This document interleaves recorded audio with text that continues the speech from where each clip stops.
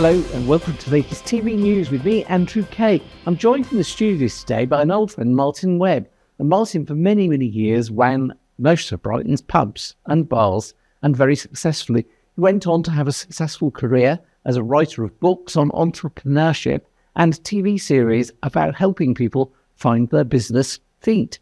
But recently, Martin has announced that he is standing in the next election for a new post, which is a Mayor of Sussex. Welcome to the studio, Martin. Thank you. Thanks. It's a new job.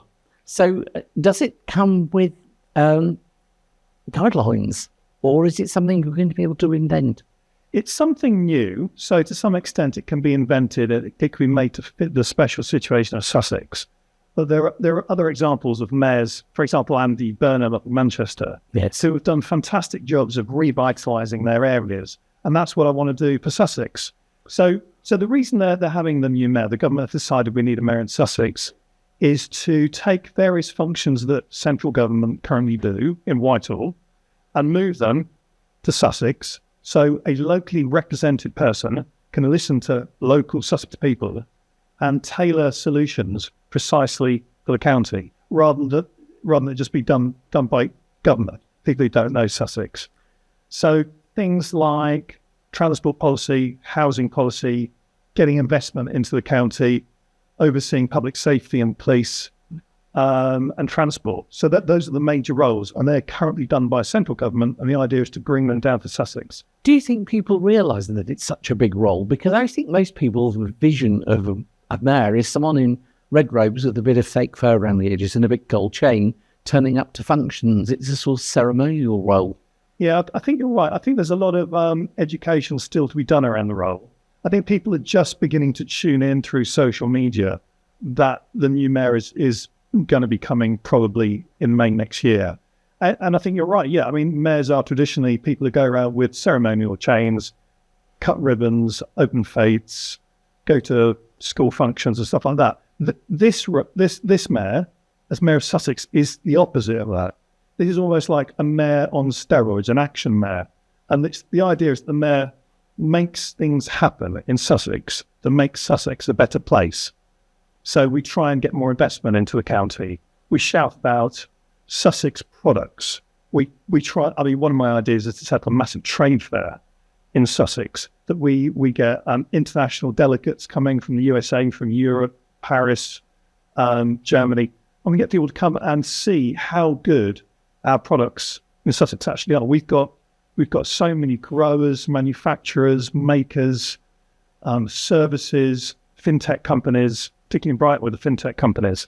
And we need to sort of consolidate that and shout across the world about how great we are. Let's make Sussex a business powerhouse rather than the, slightly more sleepy county it's been. So let's put Sussex at the top of the agenda when people are thinking about buying certain products. For example, wine, things like that. We produce some of the, I was going to say the UK, but some of Europe's best wine in Sussex. I was at Richview last week. So companies like that, and there are people doing the same with, cheese and manufacturing and all the high. But everyone is having to do this independently. I remember years back when I was involved with Brighton Food and Drink Festival, we ran that for years and years at a loss, promoting what was brilliant about our hospitality scene, but getting no support. Are you going to have the power to give support for those sort of things? Yeah, I think having a mayor will allow Sussex to become an international player as well as a national player. So hopefully we'll have the budget to put on things like I mentioned, a huge trade show, which could be based in Brighton or somewhere else in the county. That will really be sort of an annual showcase of what we're best at in Sussex, and that will attract more investment. So yeah, it's a really exciting time, and I think it's a massive opportunity for people of Sussex, because at the moment, if we want to make a change to housing policy or transport, we have to go to our MP, and then they have to speak to someone in Whitehall. The process is slow, cumbersome, a bit clunky. Now there'll be a mayor, and if I were mayor, I'd make myself really accessible. I'd have constant consultation with people, open door policy in terms of getting in contact, so that we can get the solutions that work best for Sussex. Have you been given any indication of how much support you will get financially in terms of an office, space, stuffing? So these are the questions I've been asking, but it's all a bit of a grey area at the moment. And the reason it's a grey area is because the government are still consulting on this whole position. So there's a chance it may not even happen. The whole thing's up in the air. You may have seen in Brighton recently, our council leader, Bella Sankey, trying to effectively make Brighton a little bit bigger by grabbing some areas of Saltdean and Peacehaven. Yes. Not Saltdean, because Saltdean is already part of Brighton. Peacehaven and beyond, to make Brighton a bit bigger. So the whole thing is in a state of flux at the moment. And how much money the new mayor will have, how big the office will be, how many staff there'll be, it's all a little bit in the air. It will be formalised, it will be crystallised, but at the moment we don't know. I mean, you're canvassing already. You're working really, really hard across social media. You're putting a message out there. But if they haven't actually decided that it's really going ahead, what will you do if they actually say, we've changed our mind, we're not going to do this? I think it's 90% going to happen. But if it doesn't, then I'll be deleting my Facebook page and taking my website down, and I'll have wasted all the time and effort and money I've put into it so far. But that's the risk I take. That's no one else's problem. How broad is the area that agrees? I noticed on social media, they say you're going to spend a day in every single town in the area, just finding out what local people really want and what they expect from you if you were to be elected. Yeah, exactly. So the Sussex Mayor is, as it says on the tin, it's a mayor for the whole of Sussex. East and west. Yeah, so that ranges, from slightly to the west of Chichester, that way, through to right over in Rye, and a little bit further on that side, and then going up to the borders with Surrey. So it's a huge area, about 1.8 million people. So what I want to do over the next few months is immerse myself in particular towns in Sussex. So this week I'm going to Bognor Regis, which is a town that I have very fond memories of, because my first ever job when I left school was working in the bar. I was actually a bar manager at Bognor Regis. My first job was in Butlins? In Butlins, yeah. So I went there, and it was a complete eye-opener, as you might imagine, for someone who's 18 and, a bit sort of wet behind the ears. My first job was as an assistant bar manager at Butlins, and I probably had one of the best summers of my life. It was fantastic down there. So I've got very fond memories of Bognor. So I'm going to go down there, spend a full day, talk to as many people as I possibly can, put my head through the doors of as many businesses as I can, and just I want to know what makes the place, what makes the pulse of the place beat, what the problems are, what the opportunities are, what the people think, what people want, what do they want for the town, what do they want from this mayor role, and then I'm going to repeat the process. I will probably go to somewhere like Newhaven, Bexhill, Hastings next. In Crawley, I'll get myself out and about and really get to know the county as well as I possibly can, because I think whoever is mayor, it can't be Brighton-centric, it can't be Crawley-centric, it's got to be all-encompassing. Absolutely. And there are towns in our county that are struggling, that are seeing recession in a greater way than we'll here. I mean, Brighton has always been buoyant, but there are problems here already. What do you see as problems in Brighton that need to be addressed? Okay, so one of the major problems I think we have in Brighton is a policing issue. I was looking at a video, I've actually posted on my socials today, of fighting between street drinkers down on New Road. I think to some extent, and I'm not criticising the police, because I think the police do the best they can with the resources, but we are losing control of our streets to criminality in certain areas of Brighton. So New Road is an example. There's always the same street drinkers on the bench down there. It's not a new problem. No, I witnessed it last week. But also areas like London Road, because I know from the fact that I used to be a police officer and used to police that area, that you get gangs of kids, teenagers, masks on, 10 of them go up the shop, lift the stop, run out. It's phone snatching, all those sort of issues are going on in our city centre. It's a crying shame, because we have got such a beautiful city centre in so many ways. North Lane, South Lanes, they are iconic people that bring in hundreds of thousands of people. And they're unlike other cities where we have this enormous strength of independent businesses. Yeah. Which makes it so special. Other than Churchill Square and Western Road, you don't see multiples. I don't think there's any multiple business in the North Lane at all. And the same goes for the north, the south, the south lanes. No, they've been recently redeveloped, those new streets and cut-throughs. It's a fantastic area. We should be so proud of those things. But if you come out of the new Hannington Lane, walk across the road onto New Road, and you think, well, this should be beautiful because we've got the Theatre Royal, loads of lovely businesses, and overlooking Pavilion. Suddenly you're confronted with, 15, 20 people off their face fighting. It's not acceptable. We're going to take a break. We'll come back, Martin, in just a moment. If you have a local news story you would like to share with our viewers, please email us at news@thelatest.co.uk. Thank you for watching.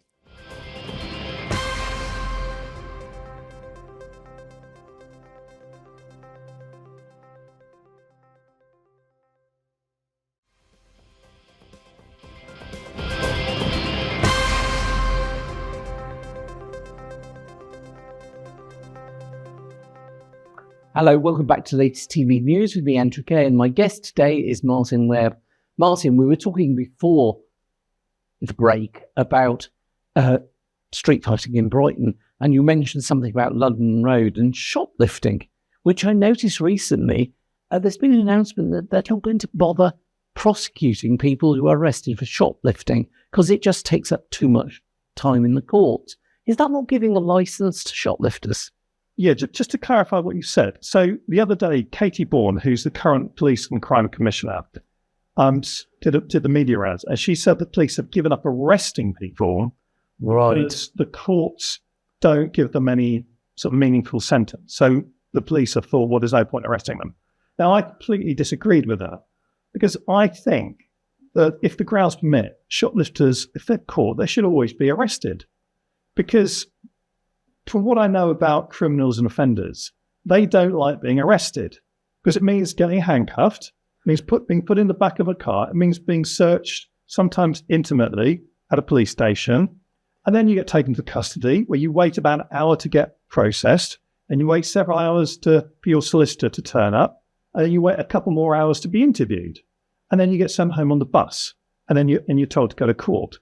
So that whole arrest, that should be a deterrent, shouldn't it? It's a small deterrent, but to stop doing that bit is absolutely nonsensical. That should always be done. And the other thing the police can do, if they have someone arrested and they're in custody, if they're not homeless, the police can take their keys and they can go to their home. And these powers exist under some Section 18 of the Police and Criminal Evidence Act. They can go to the home and they can search their home. And if they then find loads of, co-op branded vodka with no receipt, then that's evidence of further offences. So to not do the arrest is really sending a quite sort of profound message that, oh, we've given up on this.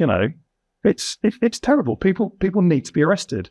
And I think the impact of shop theft or shoplifting, whatever you want to call it, is really quite serious, particularly when it's independent traders, because we all know there's a cost of living crisis. We all know that people aren't buying as much stuff as they want.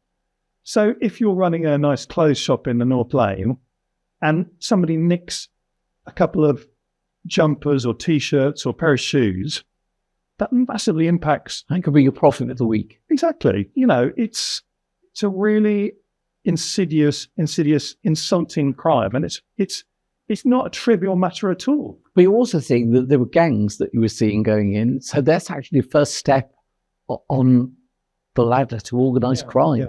Yeah, this is a thing we've seen, or I've personally seen quite a lot in Brighton, where maybe like 10 youths rush into a shop, grab stuff and run out again. And they kind of, they overwhelm the staff and any security, and they just run off. And I imagine sometimes they're doing it for a laugh, but I don't think it's funny on any level whatsoever. It creates, I think, this whole thing of shoplifting, drunkenness in the street, fighting in the street, balaclava people on scooters and bikes. Yes. It creates a sort of a fear amongst society. It makes people less willing to go out. I know my own mum is 82. She used to get her hair cut down on New Road. She doesn't go there anymore because she fears going to town centre. And I think that is the same view of a lot of other people as well. I've got 2 teenage kids. I don't like them getting the bus back at night from town. I think we need to have a less tolerant approach to these sort of offences in our town centre. And the benefit of that would be to make society, people's lives generally better. It harks a little bit back to the Giuliani era in New York with the broken window theory. The fact that if a window gets smashed, you fix it straight away, because to not fix it is a sign to the person that did it that they can escalate their level of criminality. We need to nip it in the bud. You must have formed a list of key points that you want to put across in your campaign. Could you name them? So I've touched on some of them. So my main things are going to be public safety and police. So my main vow is that I will make Sussex streets safer. Simple as that. I will try and lower crime rates. And if I don't do that, then I will fail. So that's a public statement. And the other thing I want to do, I want to make Sussex better off. I want to do everything I can to encourage business, help business, and there's other things as well. I've got some smaller ideas, but also important ideas. I want to encourage farmers markets across Sussex. You know, the councils across Sussex control lots of urban land. Let's get farmers in. Dead spaces. Let's join up people in urban areas with people in rural areas, cut out the supermarkets and the middleman woman, and let's sell products directly into our urban areas. You know, it makes the cost of living crisis a little easier, enables people to eat really healthy local products that have had a very short journey in terms of their carbon footprint. And I just think I think that's something we can achieve. I touched on this trade show. I want to do the Great Sussex Trade Show every year. I know there are a few trade shows already, but this will be the trade show of all trade shows, which we will promote, you know, in New York, as I said, and lots of other countries and capital cities. Let's put Sussex on the map in terms of what we grow and make. I can remember many years ago, Brighton was very good at hosting events about tourism. We're not as good as it anymore, are we? Or are we? I think this is a difficult question, because a lot of people say that Brighton has too many tourists. I don't agree. I think we get. I don't agree. I think if you don't live in the town centre of Brighton and you see the roads are all clogged up with people coming in for events and stuff like that, my view is that we need as many events as we possibly can, because the prosperity of the city does and has always depended on tourism, going back to Prince Regent. Now, that's absolutely Brighthelmstone developed into Brighton. And there must be faith in us as a tourist centre with the building of so many new hotels in the last few years. Yeah. I think the one I particularly watched grow up is the one around the back of the Brighton Centre, behind the Metropole, which, you know, it looks great. Yeah. And the more we can have like that, the better. Interesting idea, though. I wouldn't be adverse to putting a tourist tax on visitors who stay in some of our major hotels, though. A couple of pounds a night for anyone staying in a hotel room costing more than, say, £150 a night would bring in a great deal of money into the city that we'd then use partially to advertise the city, to regenerate more tourists, and then part of it could go to help in some less, some more deprived areas of the city, you know, to help with projects that don't help people who don't really benefit from tourism. And the way of doing that is to tuck it away in the price, not tell people it's a tourist tax. Well, exactly. Just say that's the price. It's a big thing in Europe. So recently I went to Barcelona, took the kids to Barcelona, and it's something that happens in virtually every Spanish city. You get a couple of euros put on the bill and nobody notices. It's something that I think Andy Burnham has introduced in Manchester and raising millions and millions of pounds. So why not do it in Brighton? I'm not suggesting this is an idea for Sussex, but for Brighton, where an awful lot of people come here. Let's do it now. We don't need to vote you in for that. It's such a good idea. It kind of seems like a no-brainer idea. I'm surprised no one's done it already.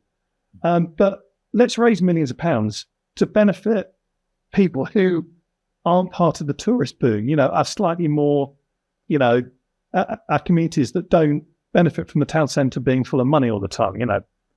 I think these are all really great ideas. How long would the role last? Have they actually said there was a specific time that you would sit? It's a 4-year period.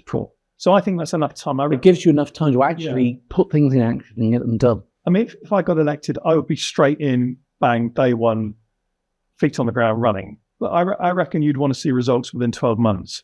So crime rate reducing, economy picking up.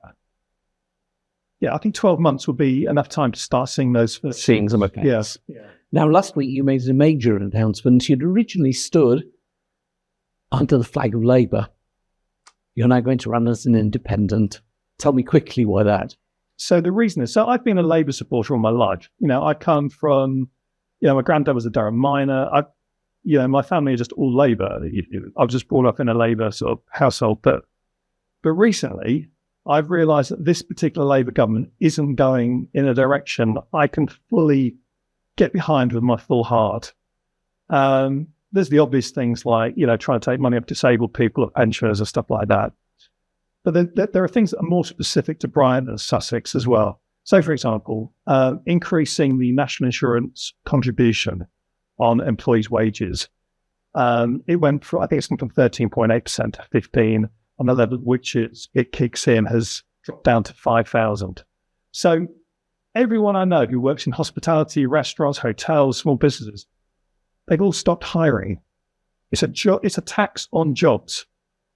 Which eventually impacts on a whole community. The point is, if businesses aren't employing people, the government aren't getting any national insurance. Never mind the increase they wanted. They're not getting any national insurance. And then on top of that, businesses generally decline a bit, so you're not getting sort of corporation tax. Businesses aren't spending, the VAT's not coming in. Customers aren't buying, the VAT's not coming in. So it's a really regressive tax, which I think has been really badly thought out. I think it's putting the brakes on Sussex and the whole country. Well, let's take the brakes off Sussex. Let's get us back on track. Yeah. Thank you for coming in. It's been really fascinating. I will be inviting other candidates in to talk about their policies in the future. But thank you today for coming in and talking, Martin. Great talking to you. Thank you. If you have a local news story you would like to share with our viewers, please email us at news@thelatest.co.uk. Thank you for watching.